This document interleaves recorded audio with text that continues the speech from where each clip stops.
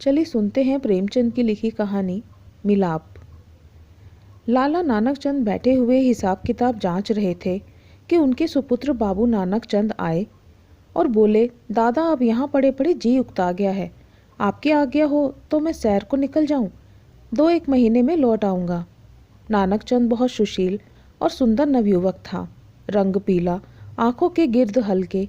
नानक चंद ने उनकी तरफ तीखी निगाह से देखा और व्यंग्यपूर्ण स्वर में बोले, क्यों, क्या यहाँ तुम्हारे लिए कुछ कम दिलचस्पियाँ हैं?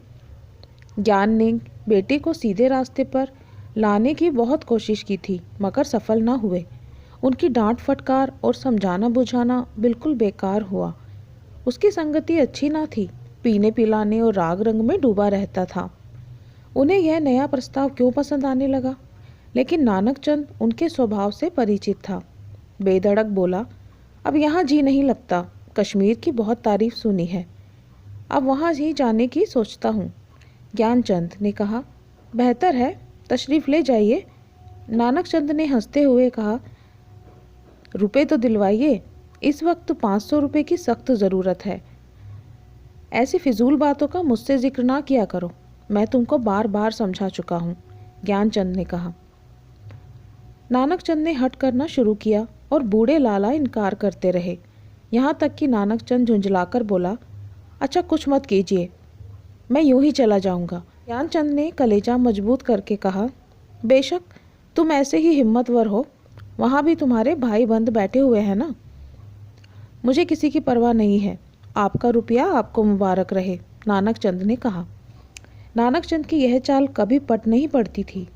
अकेला लड़का था, बूढ़े लाला साहब ढीले पड़ गए, रुपया दिया, खुशामद की और उसी दिन नानक चंद कश्मीर की सैर के लिए रवाना हुए। मगर नानक चंद यहाँ से अकेला न चला, पड़ोस में बाबू रामदास रहते थे। बेचारे सीधे साधे आदमी थे, सुबह को दफ्तर जाते और शाम को आते, और इस बीच नानक चंद अपने कोठे पर बैठा हुआ उनकी बेवा लड़की से मोहब्बत के इशारे किया करता। यहाँ तक कि अभागी ललिता उसके जाल में फंसी, भाग जाने के मंसूबे हुए। आधी रात का वक्त था, ललिता एक साड़ी पहने अपनी चारपाई पर करवटें बदल रही थी। जेवरों को उतारकर उसने एक संदूकचे में रख दिया था। उसके दिल में इस वक्त तरह तरह के ख्याल दौड़ रहे थे और कलेजा जोर जोर से धड़क रहा था। मगर चाहे और कुछ ना हो, नानक चंद की तरफ से उसे बेवफाई का जरा भी गुमान ना था।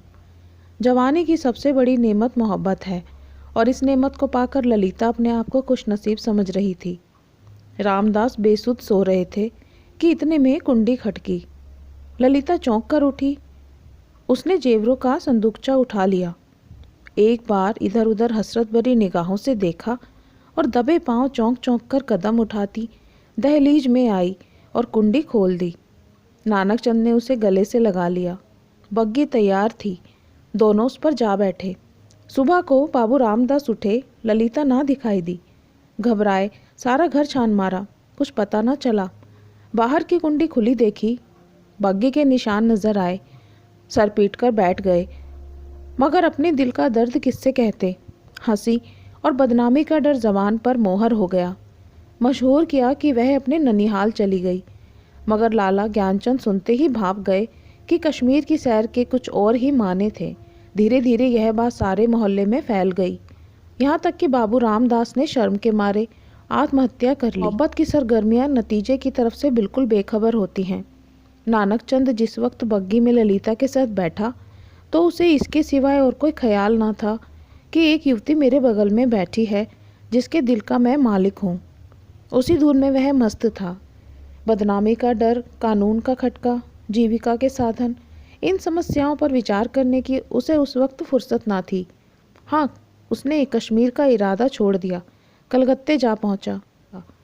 जो कुछ जमा जत्था थी 2 महीनों में खर्च हो गया। ललिता के गहनों पर नौबत आई, लेकिन नानक चंद में इतनी शराफत बाकी थी।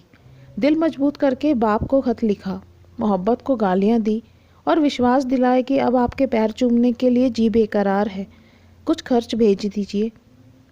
लाला साहब ने खत पढ़ा, तस्कीन हो गई कि चलो जिंदा है और खैरियत से है। धूमधाम से सत्यनारायण की कथा सुनी, रुपया रवाना कर दिया, लेकिन जवाब में लिखा, खैर जो कुछ तुम्हारी किस्मत में था वह हुआ, अभी इधर आने का इरादा मत करो, बहुत बदनाम हो रहे हो। तुम्हारी वजह से मुझे भी बिरादरी से नाता तोड़ना पड़ेगा। इस तूफान को उतर जाने दो। तुम्हें खर्च की तकलीफ ना होगी, मगर इस औरत की बाँह पकड़ी है तो उसका निबाह करना। उसे अपनी ब्याहता स्त्री समझो। नानक चंद के दिल पर से चिंता का बोझ उतर गया। बनारस से माहवार वजीफा मिलने लगा। इधर ललिता की कोशिश ने भी कुछ दिल को खींचा और गो शराब की लत ना छूटी, और हफ्ते में 2 दिन जरूर थिएटर देखने जाता, तो भी तबीयत में स्थिरता और कुछ संयम आ चला था। इस तरह कलकत्ते में उसने 3 साल काटे। इसी बीच उसे एक प्यारी लड़की के बाप बनने का सौभाग्य हुआ, जिसका नाम उसने कमला रखा। तीसरा साल गुजरा ही था कि नानक चंद के उस शांतिमय जीवन में हलचल पैदा हुई। लाला ज्ञानचंद का 50वां साल था, जो हिंदुस्तानी रईसों की प्राकृतिक आयु है। उनका स्वर्गवास हुआ, और जो ही यह खबर नानक चंद को मिली, वह ललिता के पास जाकर चीखें मार मार कर रोने लगा। जिंदगी के नए नए मसले अब उसके सामने आए। इस 3 साल की संभली हुई जिंदगी ने उसके दिल से शौहदेपन और नशेबाजी के ख्याल बहुत कुछ दूर कर दिए थे। उसे अब यह फिक्र सवार थी कि चलकर बनारस में अपनी जायदाद का कुछ इंतज़ाम करना चाहिए, वरना सारा कारोबार धूल में मिल जाएगा। लेकिन ललिता का क्या करूं? अगर इसे वहाँ लिए चलता हूँ तो 3 साल की पुरानी घटनाएं ताज़ी हो जाएंगी, और फिर एक हलचल पैदा होगी जो मुझे हुक्काम और हमजोलियों में जलील कर देगी। इसके अलावा उसे अब कानूनी औलाद की ज़रूरत भी नज़र आने लगी। यह हो सकता था कि वह ललिता को अपनी ब्याहता स्त्री मशहूर कर लेता, लेकिन इस आम ख्याल को दूर करना असंभव था कि उसने उसे भगाया है। ललिता से नानक चंद को अब वह मोहब्बत न थी जिसमें दर्द होता है और बेचैनी होती है। वह अब एक साधारण पति था, जो गले में पड़े हुए ढोल को पीटना ही अपना धर्म समझता है, जिसे बीवी की मोहब्बत उसी वक्त याद आती है जब वह बीमार होती है। और इसमें अचरज की कोई बात नहीं अगर जिंदगी की नई नई उमंगों ने उसे उकसाना शुरू किया। वे मंसूबे पैदा होने लगे जिनका दौलत और बड़े लोगों के मेल जोल से संबंध है। मानव भावनाओं की यही साधारण दशा है। नानक चंद अब मजबूत इरादे के साथ सोचने लगा कि यहाँ से क्यों कर भागूं। अगर इजाज़त लेकर जाता हूँ तो आज के तीसरे दिन ललिता बनारस में मेरे सर पर सवार होगी। कोई ऐसी तरकीब निकालूं कि इन संभावनाओं से मुक्ति मिले। सोचते सोचते उसे आखिर एक तदबीर सूझी। वह एक दिन शाम को दरिया की सैर का बहाना करके चला और रात को घर न आया। दूसरे दिन सुबह को एक चौकीदार ललिता के पास आया और उसे थाने में ले गया। ललिता हैरान थी कि क्या माजरा है। दिल में तरह तरह की दुश्चिंताएं पैदा हो रही थी। वहाँ जाकर जो कैफियत देखी तो दुनिया आंखों में अंधेरी हो गई।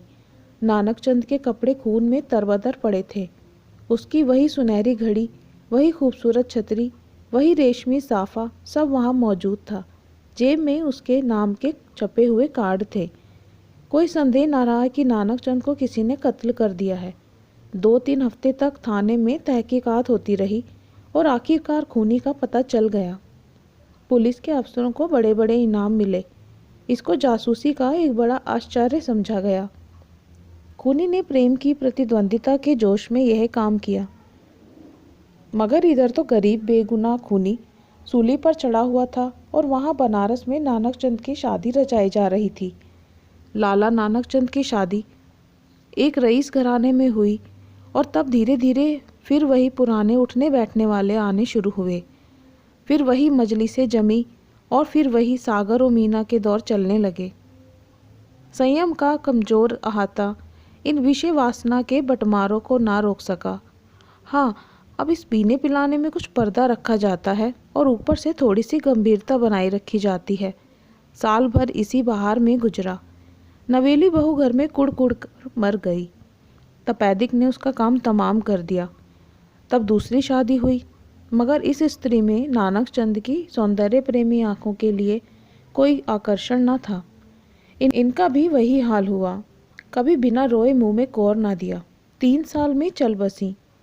तब तीसरी शादी हुई। यह औरत बहुत सुंदर थी, अच्छे आभूषणों से सुसज्जित। उसने नानक चंद के दिल में जगह कर ली। एक बच्चा भी पैदा हुआ और नानकचंद गृहस्थी आनंदों से परिचित होने लगा। दुनिया के नाते रिश्ते अपनी तरफ खींचने लगे, मगर प्लेग के एक ही हमले ने सारे मंसूबे धूल में मिला दिए। पति प्राणा, स्त्री मरी, 3 बरस का प्यारा लड़का हाथ से गया और दिल पर ऐसा दाग छोड़ गया जिसका कोई मरहम न था। उच्च श्रृंखलता भी चली गई, अय्याशी भी खत्म हुई। दिल पर रंजोगम छा गया और तबीयत संसार से विरक्त हो गई। जीवन की दुर्घटनाओं में अक्सर बड़े महत्व के नैतिक पहलू छिपे हुआ करते हैं। इन सदमों ने नानकचंद के दिल में मरे हुए इंसान को जगा दिया। जब वह निराशा के यातनापूर्ण अकेलेपन में पड़ा हुआ इन घटनाओं को याद करता तो उसका दिल रोने लगता और ऐसा मालूम होता कि ईश्वर ने उसे उसके पापों की सज़ा दी है। धीरे धीरे यह ख्याल उसके दिल में मजबूत हो गया। उफ, मैंने उस मासूम औरत पर कैसा जुल्म किया, कैसी बेरहमी की, यह उसी का दंड है। यह सोचते सोचते ललिता की मासूम तस्वीर उसकी आंखों के सामने खड़ी हो जाती और प्यारे मुखड़े वाली कमला अपने मरे हुए सौतेले भाई के साथ उसकी तरफ प्यार से दौड़ती हुई दिखाई देती। इस लंबी अवधि में नानकचंद को ललिता की याद तो कई बार आई, मगर भोग विलास, पीने पिलाने की उन कैफियतों ने कभी उस ख्याल को जमने ना दिया। एक धुंधला सा सपना दिखाई दिया और बिखर गया। मालूम नहीं दोनों मर गई हैं या जिंदा हैं। अफसोस, ऐसी बेकसी की हालत में छोड़कर मैंने उनकी सुध तक ना ली। उस नेक नामी पर धिक्कार है जिसके लिए ऐसी निर्दयता की कीमत देनी पड़े। यह ख्याल आखिर उसके दिल पर इस बुरी तरह बैठ गया कि एक रोज़ वह कलकत्ता के लिए रवाना हो गया। सुबह का वक्त था, वह कलकत्ते पहुंचा और उसने अपने पुराने घर को रास्ता लिया। सुबह का वक्त था, वह कलकत्ते पहुंचा और अपने उसी पुराने घर को चला। सारा शहर कुछ से कुछ हो गया था। बहुत तलाश के बाद उसे अपना पुराना घर नजर आया। उसके दिल में जोर से धड़कन होने लगी और भावनाओं में हलचल पैदा हो गई। उसने एक पड़ोसी से पूछा, इस मकान में कौन रहता है? बूढ़ा बंगाली था। बोला, हम यह नहीं कह सकता कौन है कौन नहीं, इतना बड़ा मुल्क में कौन किसको जानता है। हाँ, एक लड़की और उसका बूढ़ा माँ है, 2 औरत रहता है, विधवा है, कपड़े सिलाई करता है। जब से उसका आदमी मर गया तब से यही काम करके अपना पेट पालता है। इतने में दरवाज़ा खुला और एक 13-14 साल की सुंदर लड़की किताब लिए हुए बाहर निकली। नानकचंद पहचान गया कि वह कमला है। उसकी आंखों में आंसू उमड़ पड़े। बेख्तियार जी चाहा कि उस लड़की को छाती से लगा ले। कुबेर की दौलत मिल गई। आवाज़ को संभाल कर बोला, बेटी जाकर अपनी अम्मा से कह दो बनारस से एक आदमी आया है। लड़की अंदर चली गई। थोड़ी देर में ललिता दरवाजे पर आई। उसके चेहरे पर घूंघट था और गो सौंदर्य की ताजगी ना थी, मगर आकर्षण अब भी था। नानकचंद ने उसे देखा और एक ठंडी सांस ली। पतिव्रत और धैर्य और निराशा की सजीव मूर्ति सामने खड़ी थी। उसने बहुत जोर लगाया मगर जब्त न हो सका, बराबर रोने लगा। ललिता ने घूंघट की आड़ से उसे देखा और आश्चर्य के सागर में डूब गई।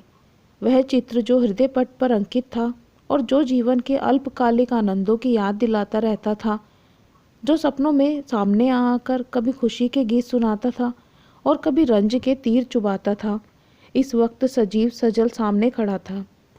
ललिता पर एक बेहोशी सी छा गई। कुछ वही हालत जो आदमी को सपने में होती है। वह व्यग्र होकर नानकचंद की तरफ बढ़ी और रोती हुई बोली, मुझे भी अपने साथ ले चलो, मुझे अकेले किस पर छोड़ दिया है, मुझसे अब यहाँ नहीं रहा जाता। ललिता को इस बात की ज़रा भी चेतना न थी कि वह उस व्यक्ति के सामने खड़ी है जो एक जमाना हुआ मर चुका, वरना शायद वह चीख कर भागती। उस पर एक सपने की सी हालत छाई हुई थी। मगर जब नानकचंद ने उसे सीने से लगाकर कहा, ललिता अब तुमको अकेले न रहना पड़ेगा, तुम्हें इन आँखों की पुतली बनाकर रखूँगा। मैं इसलिए तुम्हारे पास आया हूँ। मैं अब तक नरक में था, अब तुम्हारे साथ स्वर्ग का सुख भोगूंगा। तो ललिता चौंकी और छिटक कर अलग होती हुई बोली, आँखों को तो यकीन आ गया मगर दिल को नहीं आता। ईश्वर करे यह सपना ना हो। तो दोस्तों